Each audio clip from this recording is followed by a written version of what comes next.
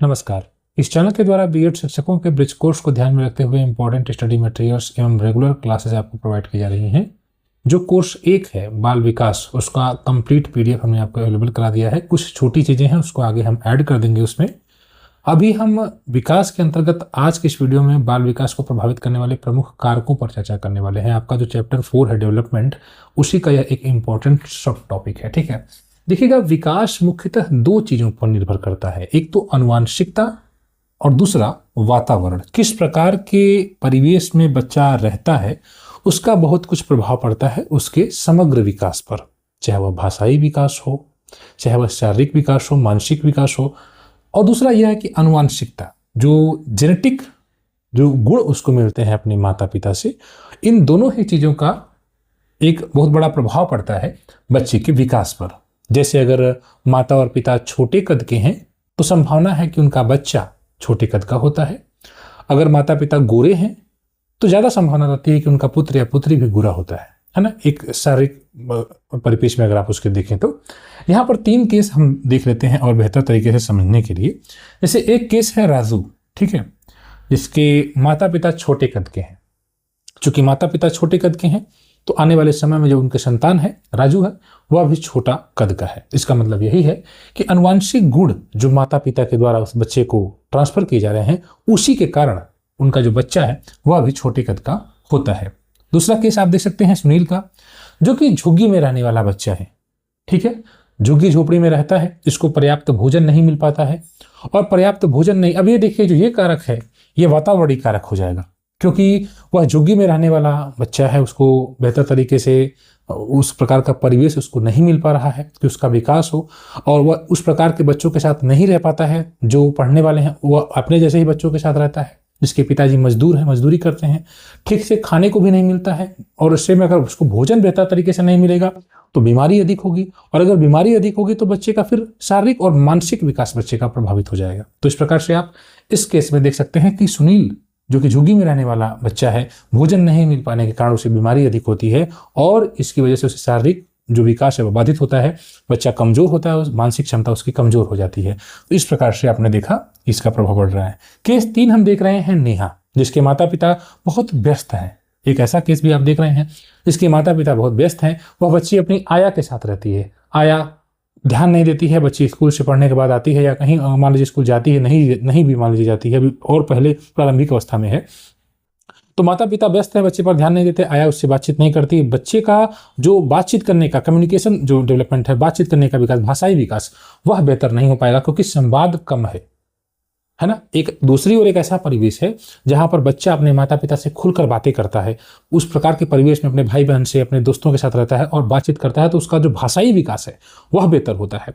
लेकिन अगर यहाँ पर कोई बात करने वाला ही नहीं है तो कहीं ना कहीं यह भी तो एक परिवेश ही है, उसके अगल बगल की इस प्रकार की परिस्थितियां हैं, वह बातचीत नहीं कर पा रही है, जिसकी वजह से बच्चे का जो है जो भाषाई विकास है वह नहीं हो पा रहा है। तो इस प्रकार से हम कह सकते हैं कि वातावरण भी इस प्रकार से प्रभावित करता है। तो 2 मुख्य चीजें आपको समझनी होती है, बच्चे का विकास इसी पर निर्भर करता है। अब देखिए, इसमें आनुवंशिकता को थोड़ा और बेहतर तरीके से हम समझ लेते हैं। जैसे माता पिता से मिला हुआ जो गुण है, जिसमें कद है, बच्चे का वजन है, त्वचा है, बाल है, बुद्धि है, जीन्स है इत्यादि, ये तमाम जो चीजें आप देख रहे हैं यह बच्चे को उनके माता पिता से प्राप्त होती हैं। जैसे कद अगर आप अभी हमने कद पर चर्चा की थी, अक्सर देखते हैं कि जिसका वजन, अगर माता पिता को देखें किसी का वजन ज़्यादा रहता है, या जैसे अगर माता जी बहुत दुबली रहती हैं तो आपने देखा होगा कि उनकी जो बच्ची होती है या बेटा जो होता है वह भी बिल्कुल दुबला होता है। कुछ लोग कहते हैं कि यह पिताजी पर गया है या माता जी पर गया है, इस प्रकार की बातचीत होती रहती है। तो कहीं ना कहीं वो इसी चीज़ का तो संकेत कर रहा है कि जो माता पिता से मिला हुआ गुण है वह उस बच्चे को प्राप्त है। आपने देखा होगा त्वचा है, त्वचा भी बहुत कुछ माता पिता पर निर्भर करती है। आंखें भी आप देखते होंगे, अगर किसी की भूरी हैं तो उस तरह से उनका बच्चे की भी आंखें उसी प्रकार से हो जाती हैं। बाल भी आप बहुत कुछ पिताजी या माताजी को मतलब फॉलो करते हैं बच्चे। बुद्धि और जिन्स इत्यादि ये तमाम चीज़ें हैं जो कि माता पिता से प्राप्त होती है। तो ये आनुवंशिक गुण डायरेक्टली जो है परिवार से, माता पिता से प्राप्त होते हैं। ठीक है, अब इसमें देखिए बीमारियां विरासत में मिलती हैं। ठीक है, जैसे अगर मान लीजिए कुछ ऐसी बीमारियां होती है ना कि कहते हैं कि पिताजी की भी समस्या थी तो वही समस्या पुत्र को भी होती है या पुत्री की भी होती है।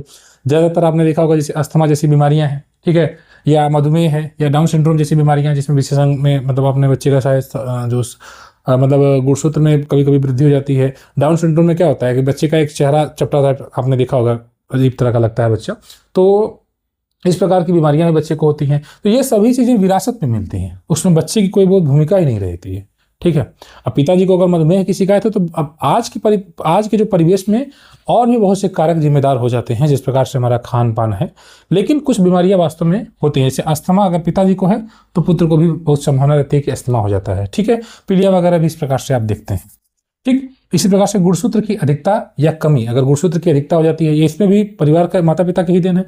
आप देखते हैं मंगोलिक बेवकूफ़ी जैसा रोग हो जाता है, बच्चे असामान्य तरीके से दिखते हैं। ठीक है। लार वगैरह बहता रहता है, आंखें बड़ी बड़ी हो जाती हैं बच्चों की।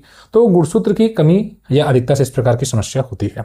तो ओवरऑल हम ये कह सकते हैं कि अनुवांशिकता को देखिए बदल नहीं सकते हैं, लेकिन अच्छा वातावरण मिलेगा तो हम उसके प्रभाव को कम कर सकते हैं। जैसे मान लीजिए कि बच्चे के माता पिता बहुत छोटे हैं, अगर नाटे कद के हैं, तो बच्चा भी संभावना है कि नाटा होगा, लेकिन अगर उसको बेहतर परिवेश मिले, बेहतर खान पान मिले, तो फिर वह हो सकता है कि उस अच्छा पोषण मिलेगा तो उसके कद में कुछ वृद्धि हो सकती है। ठीक है। शारीरिक विकास, अगर माता पिता बहुत दुबले हैं, हो सकता है कि उनके बच्चे को बेहतर खान पान मिले तो उसका शारीरिक विकास हो सकता है। तो थोड़ा बहुत बदलाव, मतलब प्रभाव जो है वो कम हो सकता है, ये आप इसको समझ सकते हैं। कुछ अन्य कारकों पर भी देख सकते हैं हम, जैसे बच्चे का वास्तविक विकास जन्म के बाद ही होता है ना। जन्म के पहले तो बच्चा माँ के गर्भ में रहता है, उस दौरान उसका वातावरण माँ का गर्भ ही होता है। उस दौरान सबसे ज़्यादा प्रभाव बच्चे पर माँ के स्वास्थ्य का पड़ता है। अगर माँ बीमार है, ठीक है, माँ को समस्या है, माँ की आयु कम है, माँ अगर 17 वर्ष से पहले माँ बन रही है या 35 वर्ष के बाद माँ बन रही है, तब भी बच्चे में समस्या होती है। समय से पहले डिलीवरी हो सकता है, या समय के कभी कभी आजकल आप देखते हैं कई कंडीशंस हो जाती हैं बच्चे मतलब तमाम प्रकार की प्रॉब्लम्स हो जाती हैं, आप समझ ही रहे हैं। तो कहीं ना कहीं माँ का स्वास्थ्य बहुत कुछ बच्चे को प्रभावित करता है, उसके विकास को प्रभावित करता है। आयु है, भावनात्मक स्थिति है। डॉक्टर कहती हैं कि अगर गर्भ में है तो माँ को हमेशा खुश रहना चाहिए, है ना। अगर माँ का मूड अच्छा रहेगा तो बच्चा भी खुश रहेगा, है ना। अगर उदास रहेंगी तो उसका प्रभाव भी, ये सब चीज़ें आप जानते ही हैं। इसको बताना क्या है, भावनात्मक स्थिति है। दवाइयाँ हैं, आजकल की कंडीशंस में ये भी देखा जाता है कि दवाइयाँ अगर होती हैं, कभी कभी ऐसा होता है कि दवा बहुत ज़्यादा अगर चल जाती है प्रेगनेंसी के दौरान तो उसका प्रभाव बच्चे पर पड़ता है। कभी कभी डिलीवरी का समय आगे बढ़ जाता है, फिर वो टाइम दर्द नहीं होता है, तमाम समस्याएं आने लगती हैं। तो डॉक्टर लास्ट में क्या करते हैं, दवाइयाँ कम कर देते हैं। तो दवाइयों का प्रभाव भी बच्चे के विकास पर पड़ता है, इसको आप समझ सकते हैं। ठीक है। कभी कभी आप देखते हैं एंटीबायोटिक वगैरह ले लिया जाता है, जिससे बच्चे को और समस्याएं आ जाती हैं। कहीं ना कहीं ये सब चीज़ें जो है गर्भ के दौरान ही बच्चे के विकास को बहुत मतलब काफ़ी ज़्यादा प्रभावित करती हैं। एक्सरे वगैरह करने से बचा जाता है। अगर कोई औरत प्रेग्नेंट है तो उस दौरान जो है एक्सरे वगैरह डॉक्टर करने की सलाह नहीं देते हैं। तो इस प्रकार से आप देख सकते हैं ये तमाम ऐसी चीज़ें हैं जो कि माँ के गर्भ में ही इस बच्चे को प्रभावित करती हैं। इसके अलावा पारिवारिक प्रभाव देखिए, एक ऐसा बच्चा है जिसके माता पिता हैं, दादा दादी हैं, दादा दादी से प्यार मिल रहा है, दुलार मिल रहा है, अपनापन मिल रहा है, और माता पिता के द्वारा भी बच्चे को समय दिया जा रहा है। और दूसरी ओर एक ऐसा बच्चा है जिसके दादा दादी उसको समय नहीं देते हैं, या दादा दादी हैं नहीं मान लीजिए, और माता पिता अलग लेकर उसको रहते हैं, परिवार से कोई मतलब नहीं है, बच्चा बिल्कुल अलग परिवार में रहता है, सिर्फ अपने माता और पिता तक मतलब केंद्रित है बच्चा। और पिताजी काम पर चले जाते हैं, माँ के साथ अकेले रहता है बच्चा। तो दो अलग अलग परिस्थितियाँ आप देख रहे हैं। एक समय एक ऐसी परिस्थिति है जहाँ पर बच्चा अपने माता पिता, दादा दादी और सभी लोगों के साथ रहता है, उसे दादाजी का प्यार मिलता है, दादी जी की रात में कहानियां सुनाती हैं। तो ये तमाम प्रकार के जो परिवेश बच्चे के बन रहे हैं परिवार में, वह उसके विकास को और बेहतर करेंगे। ठीक है। बच्चा संवाद करेगा, बातचीत करेगा तो बच्चे का भाषाई विकास होगा, बच्चे को अच्छी चीज़ें सिखाई जाएंगी, अच्छी कहानियां सिखाई जाएंगी, नैतिक गुण सिखाए जाएंगे, तो बच्चे का नैतिक विकास होगा। बच्चा 4-6 बच्चों के साथ अपने जैसे रहता है, चीज़ों को बांटता है, शेयर करता है, वो लाता है, उसको देता है। तो इस प्रकार से बच्चे के अंदर सामाजिक विकास भी होगा। तो ये तमाम प्रकार के जो विकास के अलग अलग आयाम हैं, कहीं ना कहीं उस पर परिवार का बहुत गहरा प्रभाव पड़ता है, इसको आप समझ रहे हैं। दूसरा है पर्यावरणीय प्रदूषण। अब पर्यावरणीय प्रदूषण का मतलब आप समझ रहे हैं, जैसे झारखंड जैसे राज्य में आप देख रहे हैं जहाँ पर कोयले के खाने हैं। झारखंड दुनिया मतलब कि पूरे देश को बहुत बेहतर संसाधन उपलब्ध कराता है, लेकिन झारखंड की कहानी स्वयं आप अगर देखें, गहराई से पढ़ें, तो झारखंड की कुछ ऐसी जगह हैं, आप शायद जगह के नाम जानते भी हों, आप कमेंट करिएगा कौन कौन सी जगह जहाँ पर बच्चों को बहुत समस्याएं आ रही हैं, वहाँ के बच्चे क्या बड़ों को भी समस्याएं आ रही हैं। तो उसका कारण यही है कि वहाँ का जो पर्यावरण है, जो जहाँ पर कोयले के खाने हैं, प्रदूषण हो रहा है, जल प्रदूषित हो चुका है, उसकी वजह से वहाँ के बच्चे, वहाँ के बड़े बूढ़े सब बहुत समस्या में ग्रसित है। तो कहीं ना कहीं उनके विकास को पर्यावरण का जो प्रदूषण है वो प्रभावित करता है, इसको आप समझ सकते हैं। आगे सामाजिक और आर्थिक स्थिति है ना, स्टेटस जिसको आप कहते हैं, कि अगर फाइनेंशियली स्ट्रांग है परिवार, ठीक है, उसकी सभी जरूरतें पूरी हो रही हैं, ठीक है। और दूसरी ओर एक बच्चा है जिसको समस्याएं हैं, किताब विद्यालय आ रहा है, किताब भी उसके पास नहीं है, कापी भी नहीं है।